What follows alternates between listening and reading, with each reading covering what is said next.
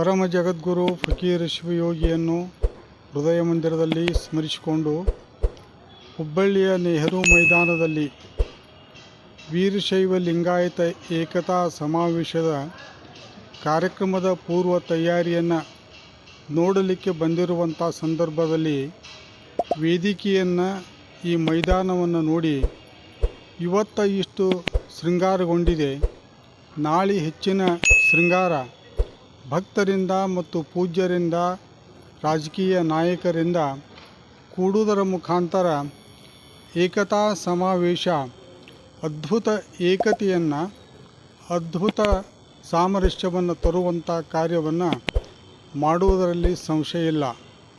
ಜಗದ್ಗುರು ಫಕೀರೇಶನ ಆಶೀರ್ವಾದ, ಸಮಸ್ತ ಧರ್ಮ ಪುರುಷರ, ಸಮಸ್ತ ಗುರುಗಳ ವಿರಕ್ತರ ಆಶೀರ್ವಾದದೊಂದಿಗೆ ಈ ಸಮಾವೇಶ ನಡೆದು ಒಂದಾಗಿ ಚೆಂದಾಗಿ ವೀರಶೈವ ಲಿಂಗಾಯತ ಸಮಾವೇಶ ನಾಡಿನಲ್ಲಿ ಹೆಸರು ಉಳಿಯುವಂಥ ರೀತಿಯಲ್ಲಿ ನಡೀತಾ ಇದೆ.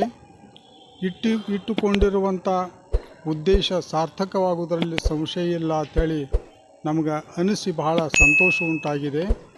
ಜಗದ್ಗುರು ಫಕೀರೇಶನಿಂದ ಆಶೀರ್ವಾದದಿಂದ ಈ ಸಮಾವೇಶ ಯಶಸ್ವಿಯಾಗಿ ನಡೆಯಲಿ. ಸಮಸ್ತ ವೀರಶೈವ ಲಿಂಗಾಯತ ಭಕ್ತರು, ಸಮಸ್ತ ಜನರು ಒಂದಾಗಿ ಚೆಂದಾಗಿ ಬೆಳಗಲಿ ಅಂತೇಳಿ ಆಶೀರ್ವಾದ ಮಾಡಿ ನಮ್ಮ ಒಂದೆರಡು ಮಾತುಗಳನ್ನು ಮುಗಿಸ್ತಾ ಇದ್ದೇವೆ. ನಾಳೆ ನಡೆಯುವಂಥ ಸಮಾವೇಶದಲ್ಲಿ ಅತ್ಯಂತ ಸಂತೋಷದಿಂದ ನಾವು ಭಾಗವಹಿಸಿ ಆಶೀರ್ವಾದ ಮಾಡುತ್ತೇವೆ ಅಂತ ಹೇಳ್ತೀವಿ.